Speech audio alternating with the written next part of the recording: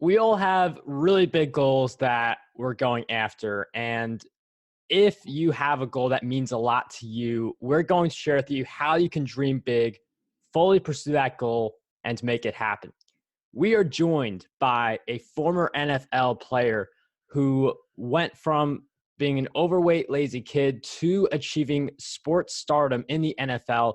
But not only was he good in the NFL, but he was also able to take his NFL experience and turn it into a business after his retirement. So our guest, in addition to his NFL days, he is the co-owner of Anatomy Fitness Gym and a top strength and conditioning coach in Miami who helps hundreds of clients, from celebrities and professional athletes to motivated beginners, achieve their fitness goals. So if you've got a goal, whether it's fitness, business, or anything else in your life, this Breakthrough Success episode is for you, because our guest who joins us is none other than Marc Megna.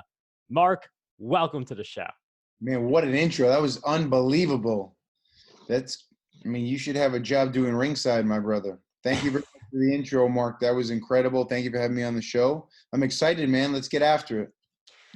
I love to hear that, Marc, and I love your enthusiasm. And that's what you really need to be thinking about. You need to be thinking about that whole dream big, because it's one thing to go after a goal, but if you're going to put in all this work, just having that bigger focus. And I'm wondering, Marc, if we could start off with your journey to the NFL, because so many people, they just see now playing for the NFL, Marc Megna, but they never hear that backstory. So I did hint at, a little bit of it, but can you give us that full picture?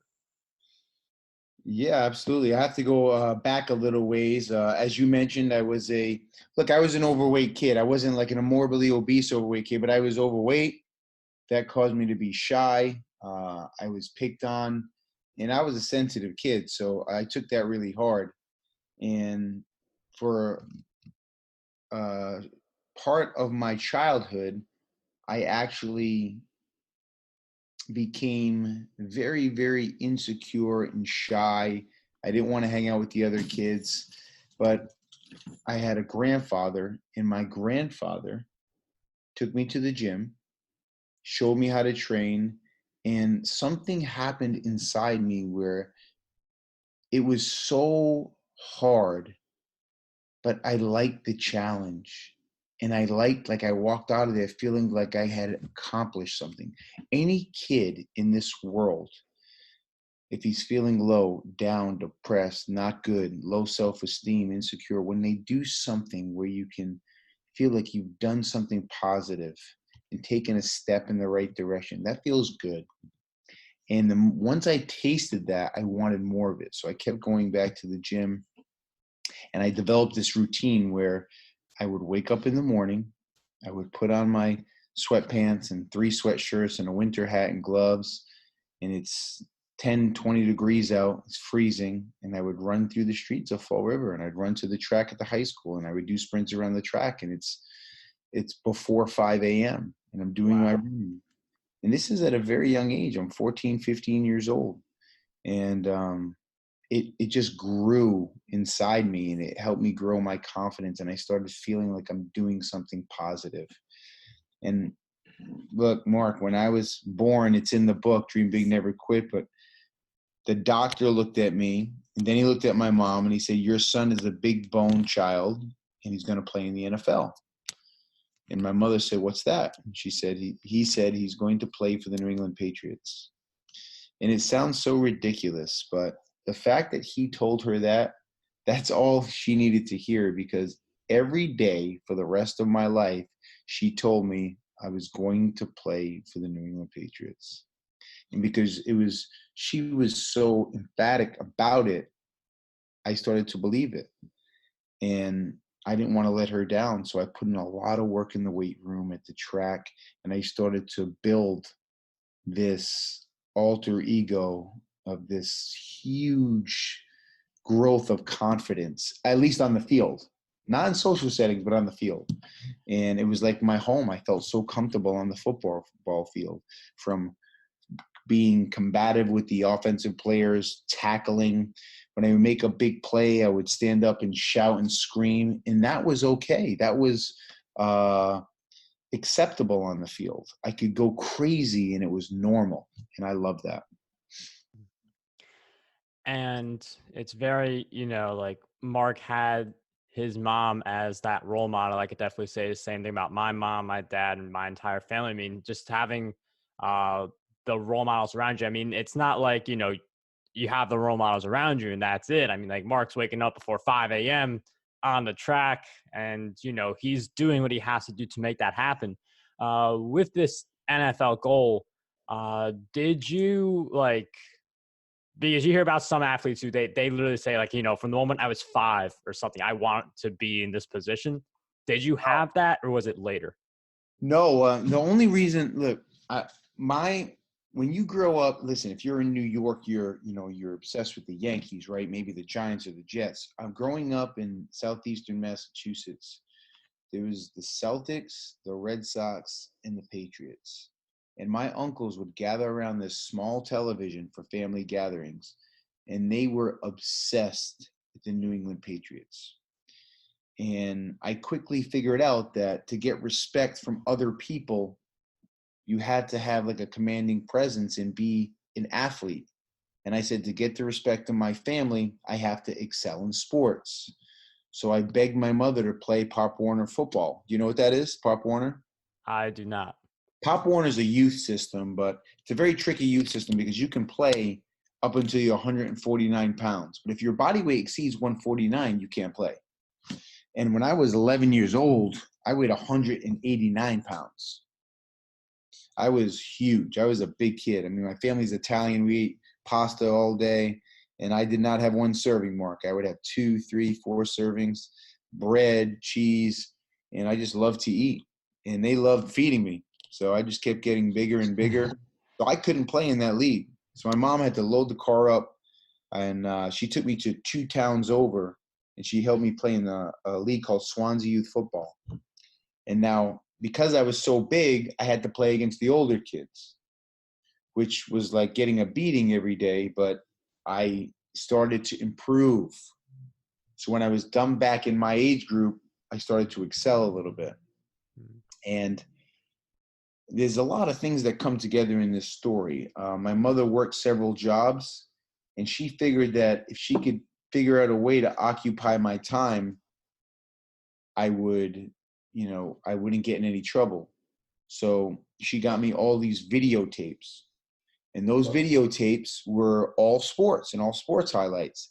And I watched the same video highlights thousands of times where I could memorize everything. I saw Andre Tippett, Lawrence Taylor, everyone, Dick Butkus, legends of football, Howie Long, Derek Thomas. And man, I was like, I want to be like those guys. And I would be on the football field all day, right? By myself. And then I would go back at night. So it's just like I was saying before, you have a podcast. And if you do 10,000 episodes, you are going to be a better podcast host than Joe Rogan. You're going to be better than everyone just because you have more reps. And between the running, the lifting in the gym, going back twice a day, conditioning when no one wanted to condition, walking through steps, watching these videos over and over and over again. Every year it was like, wow, Mark's he's better. And then next year he's not bad. He's pretty good. The next year it's like he's really good. Then the next year it was he's kind of dominating out there. And I wasn't a superstar athlete, but I was a very focused and determined athlete. And I knew that there were a lot of guys faster than me. There were a lot of guys stronger than me. But I knew that I had to outwork them just for an opportunity. So that's all I did, man. I just kept showing up, and things worked out. And, we're talking reps here. We're talking about keep on doing the work. And I feel like there's so many people just looking for a quick fix. There's so many people looking for it. Let me just do this once and then I instantly become a successful podcaster, right? Instantly get into the NFL. And I mean, was there ever any doubt throughout the journey and like moments like that? Like, how did you cope with that if you had any? Oh, there's tons of doubt. I mean, You don't forget, you could buy all the podcast equipment in the world, but if you do one, right, doesn't matter. It's like going to the gym, Mark. You go to the gym, you train one time. What's going to happen? Nothing. Nothing, right? And when you think about it, you play youth football, high school football, college football, just on the possibility that you might get a chance. Like I played 1AA football. At the time, there were 113 1AA football teams. That's just one division. I didn't even count the 150 teams in 1A or the Division 2 teams that have 100 teams, Division 3 that has 100. I mean, there's over 100,000 kids that are seniors playing college football. They draft, I don't know, I think it's 30, hold on, 32, 7. I mean, they only draft like 300 kids or something, right? It's so short. And then they have free agency. The amount of kids that make it, it's less than 1% of 1%. So you have to do something special. And Mark, everyone's fast, everyone's strong, everyone that's being considered is a standout. The only way to rise to the top is do a little bit more. That's it. It sounds, and everyone wants a shortcut, but the truth is as cliche and corny as it may sound, my friend, doing the work is the shortcut. Everyone wants a quick fix, but if you actually do the work, you're more likely to have success than the next person who's going to spend 5 to 10 years trying to figure out a hack, and that doesn't work. There's only one Bill Gates. There's only one Mark Zuckerberg. There's only one Steve Jobs. And the chances of you being one of them, think about it. We've got more great content coming up, so definitely make sure you stick around. But first, we have a message from our sponsor for this episode. Do you want to make thousands of dollars online each month? If so, my friend Alex Simpson has you covered with his latest book, Secrets Revealed: How to Make Thousands of Dollars Online. The book contains strategies you can use to boost your online income in 2020 and beyond. You can pick up your copy over on Amazon or through playhip.com/work. That book contains a whole bunch of strategies you can use to take your online income to the next level. Anyways, let's get right back into the episode. I mean, there are numbers to this type of stuff. Like as Mark was sharing, a small number of people get into that NFL spot. And, numbers can look different depending on what you want to do. Like if you want to be successful at books or podcasting or YouTube, that, numbers could look different. But the idea is that when you do reach the higher and higher levels, like everyone's a standout. Everyone's like strong, fast, and all these different things. And Mark was able to make it. He was able to play for a whole bunch of different teams, the Patriots being one of them. And I mean, it's just, to achieve that feat. But what's interesting is Mark was able to, it's not like he retired from the NFL and then had not being able to do anything else. Like he now has his own business. So I'm wondering, what were some of the lessons and mindset stuff you got during your NFL years that were really critical for your business venture? I mean, there were so many. I'll stick to the pillars, but right off the bat, I can tell you, show up, keep showing up, make sure that people can depend on you, do the work, be on time. If you can, be early, and have no excuses. I mean, that's really it. I mean, there are people in the fitness industry now, if you want to be busy, you'll be busy. If you're not busy, you're the reason you're not busy. If you don't have clients, it's because of you. You are who you are because that's who you want to be. If you wanted to be productive, you would move with a sense of urgency and you would do every single thing in your power to be productive. I think that people, when I finished playing in the NFL, I went from playing in front of thousands of people to I was working at a corporate gym and I had to be a starting trainer. We call it a ramping trainer. I had 0 clients. I wasn't known. People didn't know who I was. I played football in for the Patriots, the Jets, the Bengals. I played in Montreal, Canada, and I was in Miami. Now in Miami, when I started, I was a nobody. But I didn't care about that. I just wanted to do a good job with the people that I was working with. I was completely focused on them. And when I was with them, that's all that mattered. And I just bet on the fact that if I do great work, good quality work, I'll build a positive reputation and there will be a positive referral system back to Mark. And I just went to work, really. My wife makes fun of me now. When I met her, I had a mattress on the floor in a 3-bedroom house that I roomed with people. I was a former NFL player and I was on Craigslist finding a room to room with 2 other guys. Not because I was broke, but because I had to start all over.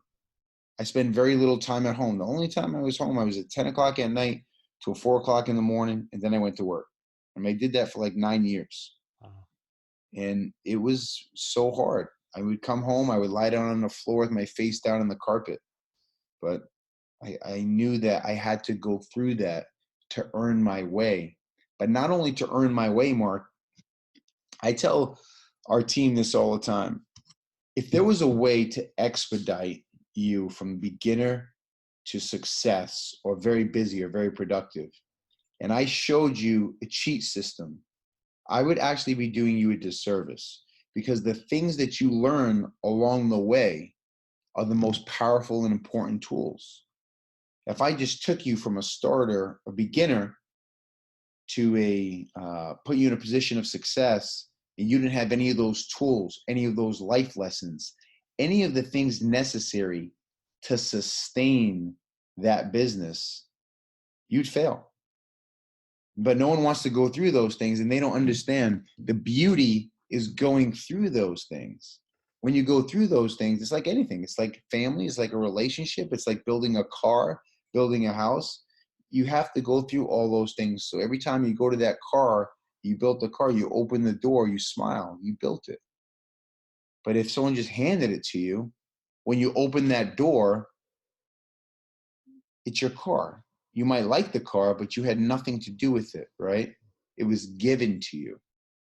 You appreciate things so much more when you have to work hard and go through things to get that achievement.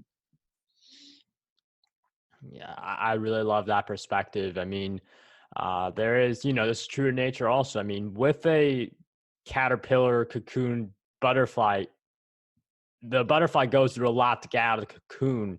But if you actually cut the cocoon to let the butterfly out earlier, it will not be able to fly and it will soon die, because in that process of getting out of the cocoon, the butterfly like changes in a way that's allowed to fly. So being like looking for that shortcut and someone just giving you stuff, like you're not able to fly.